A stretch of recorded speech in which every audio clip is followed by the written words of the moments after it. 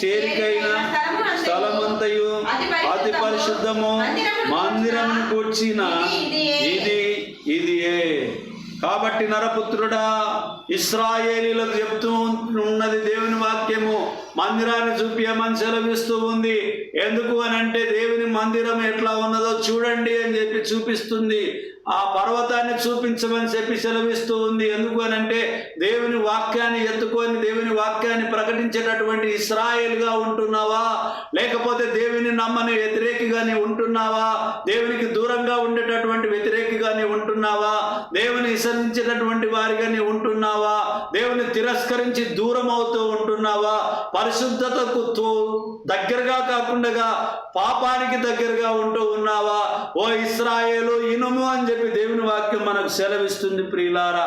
కాబట్టి క్రైస్తవులైనటువంటి వారు, ఇశ్రాయేల్ అయినటువంటి వారు మనమందరం కూడా దేవుని వాక్యాన్ని హత్తుకొని ముందుకు కొనసాగేటటువంటి వారిగా మనం ఉండాలి.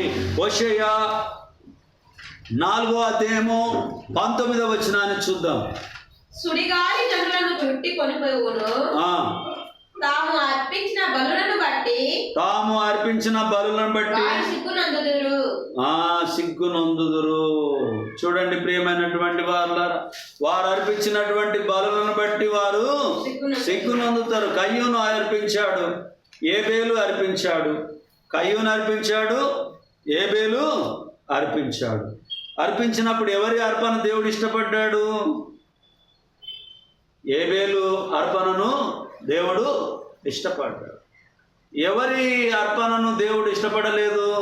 కయ్యూను అర్పణను దేవుడు ఇష్టపడలేదు. కాబట్టి నా ప్రియమైనటువంటి వారులారా, కయ్యూను సిగ్గుపడినట్టుగా మనం గమనించాలి ప్రియులారా. ఎందుకనంటే దేవుడు చెప్పిన వాటిని మనం చేయకుండా మనకు తోచినటువంటి పద్ధతిని మనం చేయడము అది తప్పు అని చెప్పి దేవుని వాక్యం సెలవిస్తుంది. ఎప్పుడైతే నీ మీద కోపపడిన వారందరూ అని అంటే మనం దేవుని పట్ల సరిగా ఉండి సరైనటువంటి రీతిలో మనం ఉన్నప్పుడు వారు సిగ్గుపడతారనేటటువంటిది జ్ఞాపకం ఉంచుకోవాలి. హోషేయ 10వ అధ్యాయము 6వ వచనాన్ని చూద్దాం.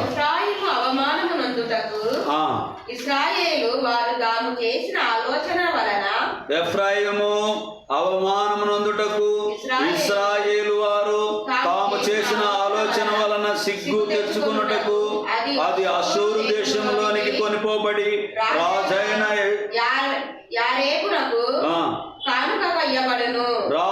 యారేబునకు కానుకగా ఇవ్వబడును. ఎఫ్రాయిము అవమానం నొందుటకు ఇశ్రాయేలు వారు తాము చేసిన ఆలోచన వలన సిగ్గు తెచ్చుకొనుటకు దేవుని వాక్యం మనకు సెలవిస్తూ ఉంది.